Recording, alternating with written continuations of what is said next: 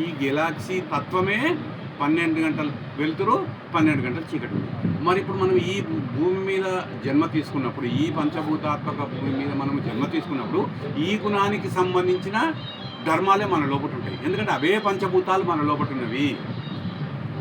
అయితే పోనీ దీనికి వెలుగు ప్రసరిస్తలేదా? ఆ వెలుగు ప్రసరిస్తుంది, కానీ తిరుగుతుంది. సూర్యుడు తిరగట్లే, భూమే తిరుగుతుంది. కాబట్టి మన లోపల గుణాలలో మార్పు జరుగుతుంది. ఈ పంచభూతాత్మకమైన దీని మీద మనం జన్మ తీసుకున్నాము, మన లోపల అవే పంచభూతాలు ఉన్నాయి. ఆకాశతత్వం ఉంది, జలతత్వం ఉంది, వాయుతత్వం ఉంది, అగ్నితత్వం ఉంది, భూతత్వం ఉంది, అన్ని తత్వాలు ఉన్నాయి. దేని గుణానికి మనం ప్రకాశము, దేని గుణానికి మనం ప్రాముఖ్యతనిస్తే మన లైఫ్ అట్లుంటుంది. అయితే ఇప్పుడు మనం దీనికి ఈ భూమి గ్రహం మీద ఉన్నప్పుడు, దేహస్థితిలో ఉన్నప్పుడు దేహానికి సంబంధించిన నియమాలు ఉంటాయి. దేహం నుంచి కొద్దిగా లోపడిపోతే దేహీ స్థితి ఉంటుంది. అంటే దేహి అంటే దేహాన్ని ధరించిన వాడు, అంటే ఆత్మ. ఆ స్థితికి పోయినప్పుడు కొద్దిగా ధర్మాలు భూమి నుంచి కొద్దిగా డిటాచ్ అవుతాయి. ఈ దేహీ స్థితి నుంచి ఎప్పుడైతే మనకి ఆస్ట్రల్ ట్రావెలింగ్ జరిగి, ధ్యానం ద్వారా ఆస్ట్రల్ ట్రావెలింగ్ జరిగి దేహాంతర స్థితికి పోతాం. దేహం స్థితి నుంచి దేహి నుంచి దేహాంతర స్థితికి మనం ఎప్పుడైతే పోతామో మనకు ఏమైందంటే నిర్గుణ తత్వం ఎక్కువవుతుంది. శుద్ధ సత్వగుణము, సత్వగుణము, రజోగుణము, తమోగుణం నుంచి మెల్లగా ఆత్మ పరిణామం చెందుతుంది. రమణ మహర్షి చెప్తారు కదా, నువ్వు ఏదో తెలుసుకోవాల్సిన పని లేదు, నువ్వు ఏది కాదో అది తీసేయి. దాంట్లోకి నువ్వు ఏది కాదో దాన్ని తీసేయాలి. అంటే నీ లోపల ఉన్న అజ్ఞానాన్ని తొలగించు. నువ్వు శరీరం అనే భ్రమ నుంచి బయటపడు. నువ్వు శరీరం కాదు, శరీరాన్ని ధరించిన ఆత్మననే ప్రజ్ఞ నీకు కలిగినప్పుడు నువ్వు రాక్షసత్వం నుంచి మానవత్వం, మానవత్వం నుంచి దైవత్వం, దైవత్వం నుంచి భగవతత్వం వైపు ప్రయాణం చేయాలి. ఇది దీనికి ఉన్న ధర్మం ఇంతే.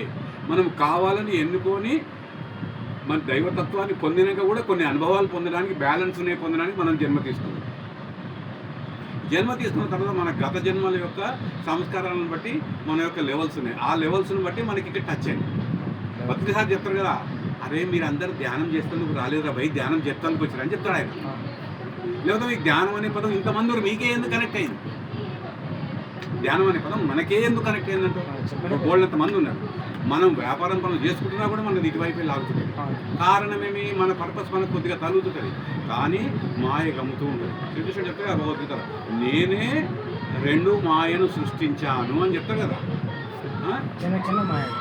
క్షణ మాయ ఎట్లా ఉంటుంది? మాయ అంటే ఎప్పుడు నీడలాగానే నీ వెంట ఉంటుంది. అది ఎప్పుడు మూడు కాలాలలో మాత్రమే అది కనపడకుండా పోతుంది. ఎప్పుడు చీకటి వెళ్తురుపోతుంది. సాయం సంధ్యా సమయం, ఉదయం సమయం, మధ్యాహ్నము నీడ నీకు కనపడదు.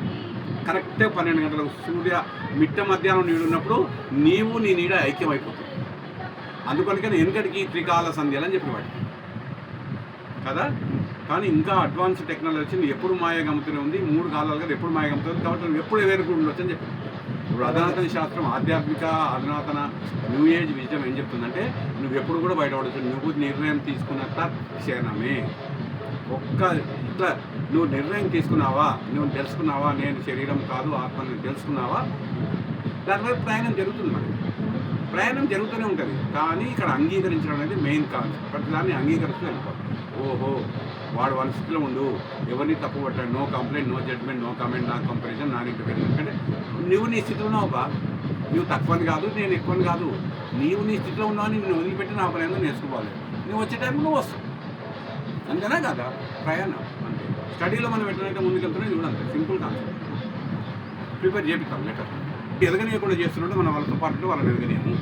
నేను పక్షం ఒకటి డామినేషన్, రెండవది డిపెండెన్స్, మూడవది ఎక్స్పెక్టేషన్.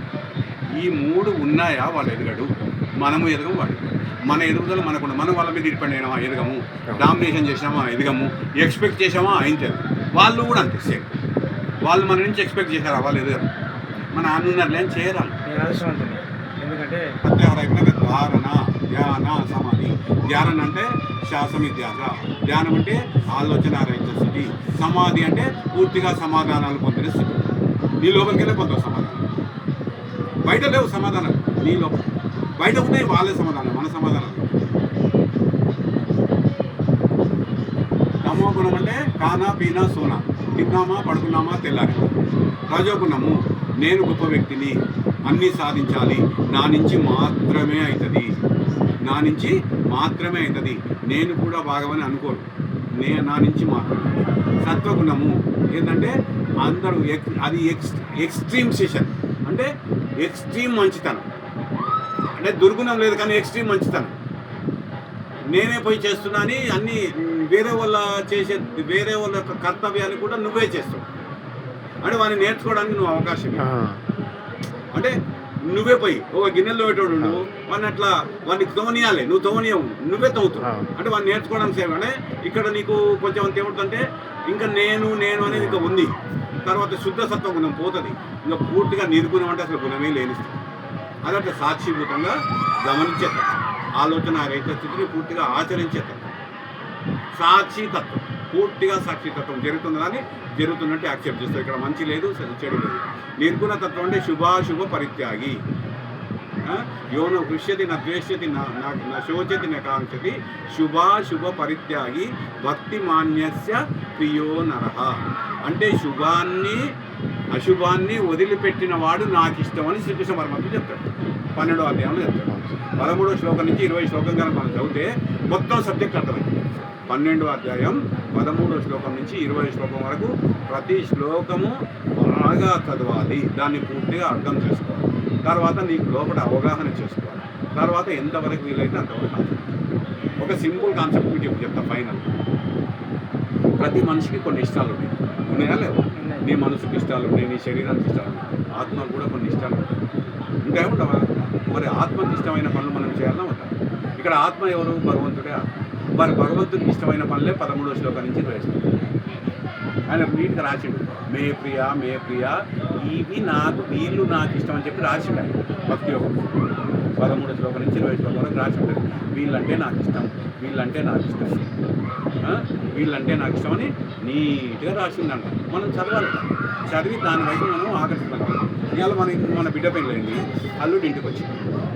2 నెలల కొత్తగా ఇప్పుడు ఇప్పుడు చైత్ర వైశాఖ మాసం లేదా ఆషాఢ మాసం పోతే వినాయక చవితి పని రాగానే మన బిడ్డని అడుగుతాం. పక్కన వచ్చి అమ్మ అల్లునికి ఏమి స్వీట్ ఇష్టం, అల్లునికి ఏమి కార ఇష్టం, ఏమి టిఫిన్ అంటే ఇష్టమని వాళ్ళు తినేది కాబట్టి మనం అల్లునికి ఏమి ఇష్టం వచ్చిందో అది చేసి పెట్టామా. మరి దేవునికి ఇష్టం వచ్చింది దాని గురించి ఆయనకి ఏమి ఇష్టమో తెలుసుకోవాలా వద్దా? తెలుసుకోవాలి. ఆయనకి ఏమేమి ఇష్టమో తెలుసుకొని ఆచరిస్తే ఆయన ఫ్రెండ్షిప్ అయిపోయింది. వీడు అల్లుని మర్యాద చేసాడు అంటే దేవుని కూడా మర్యాద చేస్తాడు. Simple concept.